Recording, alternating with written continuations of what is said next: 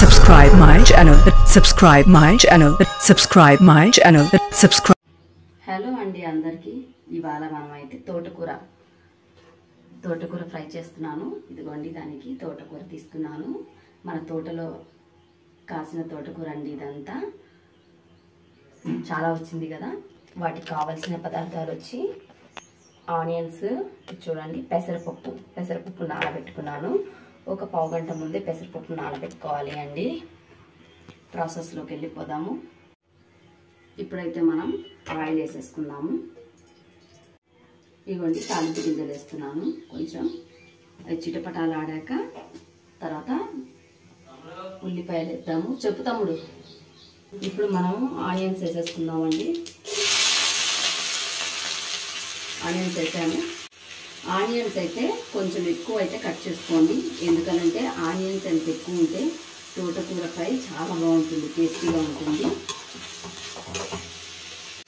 ఇప్పుడైతే ఇది కూడా కొంచెం వేగిపోయిందండి. ఇప్పుడు మనం తోటకూర వేసేసుకున్నాము. ఇదిగోండి తోటకూర, మన తోటలో ఫ్రెష్గా వచ్చిన తోటకూర అండి. ఇప్పుడు ఈ వాటర్ ఉంటుంది కదండి, మనకి ఈ వాటర్తోనే మొత్తం నీట్గా ఉడికిపోతుంది. ఆ పెసరపప్పు అంతా మెత్తగా అవుతుంది. చాలా టేస్టీగా ఉంటుందండి. ఒకసారి అయితే ఇలా కూడా ట్రై చేయండి.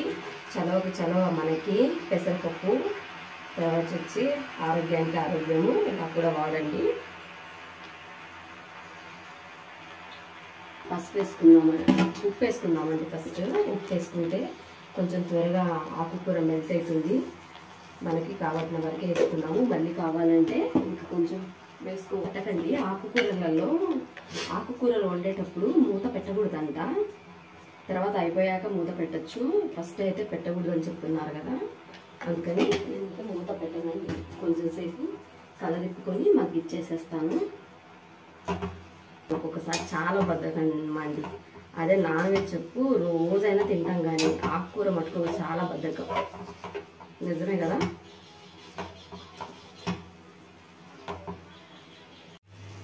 చూడండి పప్పు మొత్తం చితికిపోయింది కదా. ఇప్పుడైతే మనము ఇందులోకి కారం పొడి వేసేసుకుందాము.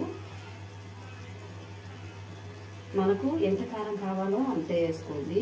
మళ్ళీ కొంతమంది కారంగా తింటారు, కొంతమంది కారంగా తిన్నారు.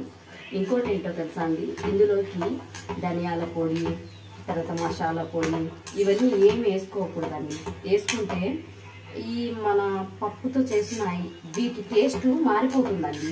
మళ్ళీ వేరే టేస్ట్ వచ్చేస్తుంది, ఏదో మసాలా వాసన వస్తూ ఉంటుంది.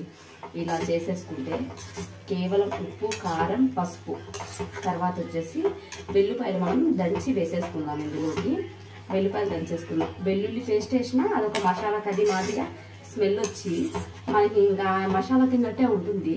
తోటకూర అలా తినాలి, మసాలా కూర అలా తినకుండా ఉంటే బాగుంటుంది. చూడండి పప్పు మొత్తం చితికిపోయింది కదా. ఇలా చూడండి ఎలా ఉందో, ఎంత బాగుందో. ఇప్పుడు మనం వెల్లుల్లి దంచి వేసేసుకుందాం ఇందులోకి. చాలా సింపుల్గా చేసే కర్రీ అండి ఇది, తోటకూర కర్రీ.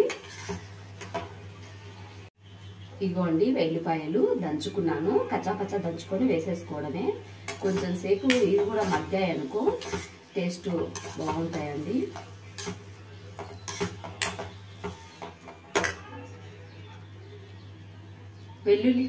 వెల్లుల్లి వేసాం కదా, ఇప్పుడు సూపర్గా ఉంటుంది కర్రీ.